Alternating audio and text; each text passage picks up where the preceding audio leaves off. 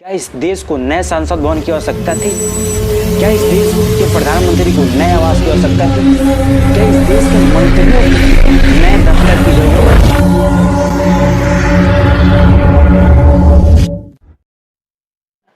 हिंदुस्तान में एक तरफ कोरोना से मरने वालों के लिए कब्रें खोदी जा रही हैं, वहीं दूसरी तरफ सेंट्रल विस्टा प्रोजेक्ट के लिए इंडिया गेट से लेकर राष्ट्रपति भवन तक का ये 3 किलोमीटर का लंबा रास्ता खोदा जा रहा है। गम में डूबे भारत के लोग आपसे पूछते हैं, क्या इस देश को नए संसद भवन की आवश्यकता थी? क्या इस देश के प्रधानमंत्री को नए आवास की आवश्यकता थी? क्या इस देश के राष्ट्रपति को नए आवास की आवश्यकता थी? क्या इस देश के मंत्रियों को नए दफ्तर की जरूरत थी? ऐसा तो नहीं था किसी के छत से पपड़ियाँ निकलती थी, किसी के छत से पानियाँ टपकती थी, किसी का बाथरूम का फ्लश खराब हो गया था। फिर इस कोरोना के महामारी में इस विस्टा प्रोजेक्ट की क्या आवश्यकता थी? जब देश में लोग ऑक्सीजन की कमी से मर रहे हैं, मेडिसिन की कमी से मर रहे हैं, बेरोजगारी से मर रहे हैं, भूखे मर रहे हैं, अभी इस देश को जिस चीज़ की आवश्यकता नहीं है उसमें 20,000 करोड़ रुपया लगाया जा रहा है। वाह मोदी जी वाह! अगर उस 20,000 करोड़ रुपये का ऑक्सीजन प्लांट बैठा दिया जाता तो आज लोग ऑक्सीजन की कमी से नहीं मरते। अगर उस 20,000 करोड़ रुपये का मेडिसिन मंगवा लिया जाता तो आज मेडिसिन की वजह से लोग नहीं मरते। अगर उस 20,000 करोड़ रुपये का हॉस्पिटल बनवा दिया जाता तो आज हॉस्पिटल की कमी से लोग नहीं मरते।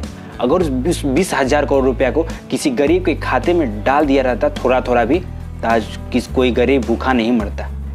लेकिन नहीं, आपको इस टाइम महल की ज़रूरत है।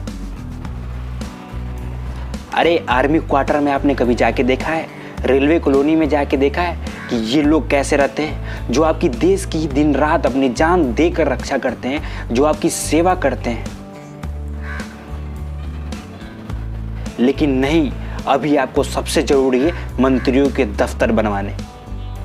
ये लोग जो लोग दिन भर बैठ के खाते हैं और देश को बेचने के लिए सोचते हैं। आप कहते थे ना एक नया भारत बनाऊंगा। आज भारत एक ऐसा नया भारत बन चुका है जहां शमशान में लाशें जलाने के लिए जगह नहीं है, जहां लोग बेरोजगारी से मर रहे हैं, जहां ना मेडिकल की व्यवस्था है, ना हॉस्पिटल की व्यवस्था है, ना पढ़ने लिखने की व्यवस्था है। वाह मोदी जी वाह! क्या आपने नया भारत बनाया है। अरे थू है ऐसे प्रधानमंत्री पे जिसने इस देश को इस हद तक पहुंचाया है। क्या हम लोगों ने आपको इस दिन के लिए प्रधानमंत्री बनाया था? ये दिन देखने के लिए कि शमशान में लाशें जलाने के लिए जगह नहीं है, लोग तरफ तरफ के मर रहे हैं ऑक्सीजन की कमी से, और आप लगे हुए हैं सेंट्रल विस्टा प्रोजेक्ट बनाने में, अपने लिए महल बनवाने में, अपने मंत्रियों के लिए दफ्तर बनवाने में।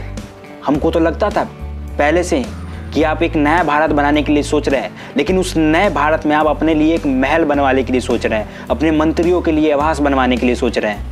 लेकिन आपको ये भी पता होना चाहिए कि इस देश की जनता अभी किस दौर से गुजर रही है, किस स्थिति में है, और आप हैं कि लगे हुए हैं महल बनवाने में।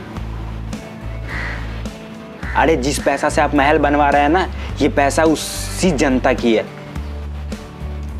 और आप उसी जनता के साथ धोखाधड़ी कर रहे हैं। शर्म आनी चाहिए मोदी जी, शर्म आनी चाहिए। आपको इस देश का प्रधानमंत्री कहते हुए भी मुझे शर्म आ रहा है। आपने तो इस देश को इतना पीछे कर दिया, इतना पीछे कर दिया कि हमें बढ़ते बढ़ते कितने साल लग जाएंगे।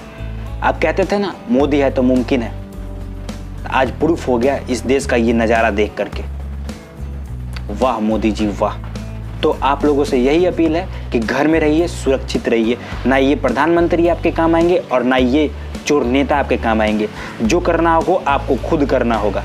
और एक बात, किसी नेता के बहकावे में मत आइए और किसी नेता के बात में मत आइए, और अपना ख्याल खुद रखिए।